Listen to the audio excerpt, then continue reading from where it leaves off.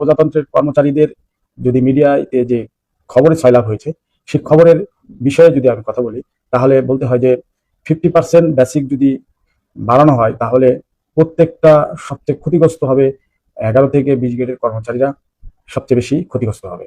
কেমন ক্ষতিগ্রস্ত? যে আপনার আপনার যে বর্তমান স্কেল যদি আমি ওই যেটা পে কমিশনের সুপারিশ করেছে সেই বেতনটা যদি ধরে হিসাব করি, তাহলে বিষয়টা এরকম দাঁড়াচ্ছে যে একজন 14 গ্রেডের কর্মচারী তার হলো বেসিক বর্তমানে যদি দাঁড়ায় 20,000 বা 290, তাহলে সেক্ষেত্রে হিসাবটা এরকম ভাবে হবে যে বর্তমান বেসিক এবং বর্তমান যে আপনার নতুন বেসিক এর মধ্যে থেকে এই বিষয়গুলোর সমন্বয় হবে কিভাবে। সেই সমন্বয়টা হলো আমি যদি একটু ব্যাখ্যা করি, তাহলে আমি বলতে পারি যে যে বর্তমান গ্রেডের 14 গ্রেডের বেসিক হলো 10,000, স্কেল হলো 10,200 টাকা, এবং প্রস্তাবিত বাজেটে আপনার যে প্রস্তাবটি রাখা হয়েছে মূল বেসিক 2026-এর যে 23,500 টাকা। এখন বিষয় হলো যে এটা যদি আমি 10,200 থেকে 23,500 থেকে আমি মাইনাস করি, তাহলে এখানে 13,300, এটার যদি আবার 50% করা হয় তাহলে হবে 6,650 টাকা। এখন আসে তো মোট স্কেল বৃদ্ধি 50%, মূল বৃদ্ধি হলো 6,650 টাকা। তাহলে বর্তমান স্কেল যদি আপনার হয় এই 20,290, তাহলে এবং 14 গ্রেডের মূল বেতন স্কেল হলো 10,200, এটা আপনার মূল বেতন থেকে বাদ দিতে হবে। ঠিক আছে, মানে বর্তমান স্কেল যদি আপনার 20,290 টাকা হয়, তাহলে সেটা থেকে আপনি মূল স্কেল বাদ দিবেন 10,200 টাকা। এটা যদি বাদ দেন তাহলে যে টাকাটা আসে তার হলো আপনার যোগ হবে হলো মূল স্কেল 10,200 এবং 50% মূল স্কেল বৃদ্ধির হলো 6,650, আর বাকি 8,000, এই সব মিলিয়ে তার বেতন দাঁড়াবে হলো 26,000 সামথিং। এখন কথা হলো যে 26,000 সামথিং, তো সে তো বর্তমানে 20,290 টাকা পাচ্ছে, তো 26,000 যদি তারই হয় তাহলে 6,000 টাকার মতো তার বাড়ে। তাহলে এই 6,000 টাকা থেকে যদি 15% কেটে নেয়, তাহলে তার আর 4 থেকে 4,500 টাকা থাকবে। তাহলে কি দাঁড়াচ্ছে যে আমার বেতন বাড়লো মাত্র 4 থেকে 4,500 টাকা। এটা দিয়ে আপনি কিভাবে চলবেন, আপনার পরিবারকে চালাবেন? আগামী 1 বছর পর আবার 50%, এই এই 4,500 টাকা দিয়ে আপনার বাড়িওয়ালা তো অলরেডি বাসা বাড়িয়ে দিবে, ভাড়া বাড়িয়ে দিবে, দ্রব্যমূল্যের দাম বেড়ে যাবে। তো আমাদের কর্মচারীদের জন্য 11 বছর পর এত কষ্ট করার পর একটা পে স্কেল হবে, সেই পে স্কেল পেয়ে যদি আমরা সুবিধা না করতে পারি, আমার যদি লাভ না হয়, আমার আরো ঋণ হয়, আমি যদি অভাব অনটনেই থাকি, তাহলে এই পে স্কেলের কি হবে, এটা প্রশ্ন থেকে যায়।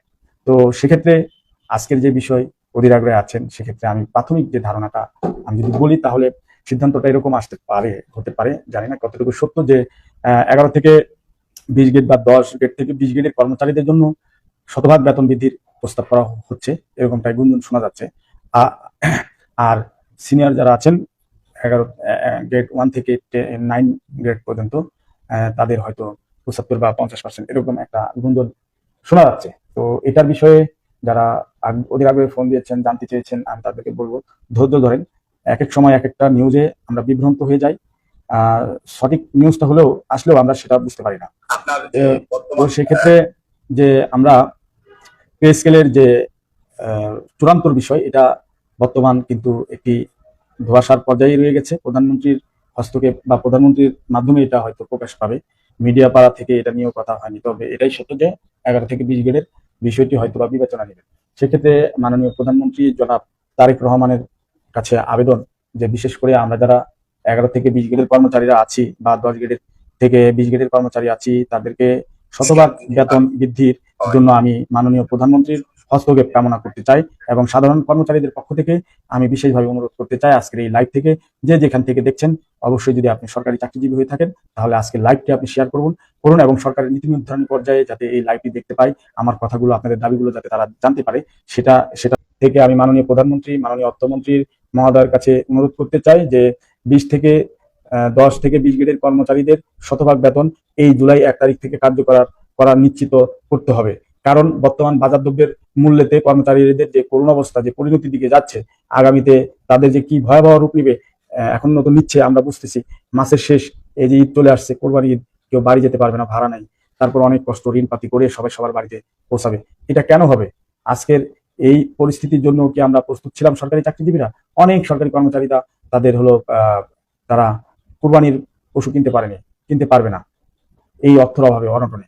আজকে সেখানে সরকার যদি 50% কার্যকর করে, তাহলে কর্মচারীদের সবচেয়ে বেশি ক্ষতিগ্রস্ত হবে, বঞ্চিত হবে, বৈষম্য আবারও হবে। এখন যে বিষয় গ্রেডের যে পার্থক্য, 20 গ্রেডের কর্মচারীর সাথে 10 গ্রেডের মানে 19 গ্রেডের পার্থক্য 500 টাকা রাখছে, এটা কি কোনো কথা হতে পারে? এটা কি কোনো সলিউশন হতে পারে? কমপক্ষে 1-1.5 হাজার টাকা থেকে আপনার এটা হওয়া উচিত ছিল পার্থক্যটা। কিন্তু দেখেন 20 থেকে 19 গ্রেড 500, 18 গ্রেডের এরকম, 17 গ্রেডের এরকম, 16 গ্রেডের এরকম, 15 গ্রেড, সবকিছুই কিন্তু 500 টাকার। তাহলে আপনি 2015 সালেও যে নিয়মটা আপনি দিয়েছেন, ঠিক ওর চেয়ে খারাপ নিয়মে এখন করা হচ্ছে। তাহলে কর্মচারীদের লাভটা কোথায়? রাজপথ কাঁপালাম, এত দাবি দাওয়া করলাম, পে কমিশনের জন্য আন্দোলন করলাম, জীবনের অনেক স্যাক্রিফাইস করতে হয়েছে, এই কর্মচারীরা করেছে। এত আন্দোলন, এত সংগ্রাম করার পরেও যদি আমার বেতন ধাপ 500 টাকা বাড়ে, তাহলে এটা কি চোখে দেখার মতো বৈষম্য নয়? 2015 সালে 11 থেকে 20 গ্রেডের কর্মচারীদের পার্থক্য ছিল 6,300, এবং দশম গ্রেড থেকে প্রথম গ্রেডের পার্থক্য ছিল 63,000। কিন্তু এবারে এসে দেখা যাচ্ছে এটা আরো আকাশচুম্বী। 11 থেকে 20 গ্রেডের পার্থক্য হলো 4,500 মতো, যদি এটাই বাস্তবায়ন করে পে কমিশনের যে রিপোর্ট দাখিল করেছে সচিব কমিটি, যদি এটাই বাস্তবায়ন করে, তাহলে এই 4,500 পার্থক্য 1 থেকে 20 গ্রেড, 11 থেকে 20 গ্রেড। আর 1 থেকে নবম গ্রেডের পার্থক্য তো জানেনি, লক্ষ লক্ষ টাকা। তাহলে এটাই যদি অবস্থা হয়, তাহলে আমরা কোথায় আছি? আমাদের এই দাবিটা আমরা কার কাছে করব?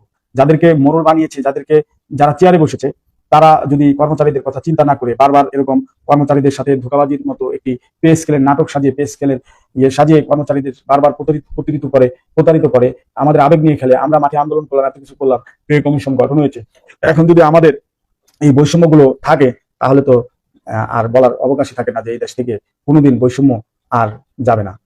সবচেয়ে ক্ষতিগ্রস্ত এই 11 থেকে 20 গ্রেডের কর্মচারীদের বৈষম্য, চরম বৈষম্য।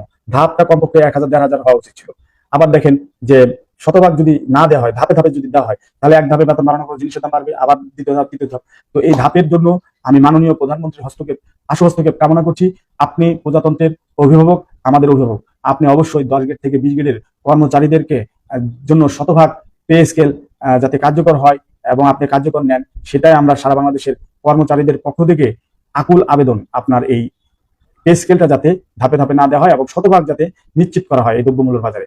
এটাই হলো আজকের। আর আপনারা যারা আপডেট জানতে চান সেই বিষয়ে বলি, সকাল 11টা থেকে দুপুর পর্যন্ত রুদ্ধদ্বার বৈঠক হয়েছে, কোনো সাংবাদিক জানে না, কেউ জানে না কি হয়েছে। তো সেক্ষেত্রে যেটা জানতে পেরেছি, এটা প্রধানমন্ত্রী তারেক রহমান সিদ্ধান্ত নেবেন যে এই বিষয়ে।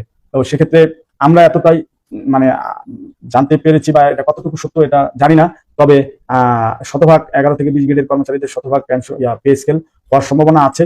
এখন সত্য কিনা জানি না, যতটুকু জানতে পেরেছি আপনাদের সাথে আপডেট জানালাম। এবং বিশেষ করে শতভাগ এবং 75% এরকম একটা পর্যায়ে আছে। এখন কর্মচারীদের 75% বা কর্মকর্তাদের 50%, এটা হলো দোদুল্যমান একটা অবস্থায় আছে। এটা মাননীয় অর্থমন্ত্রী মহোদয় প্রধানমন্ত্রীর সাথে সাক্ষাৎ করে এই বিষয়টার সিদ্ধান্ত নেবেন। এটাই আজকের মিটিং এর আমি যতটুকু জানতে পেরেছি এটার আপডেট।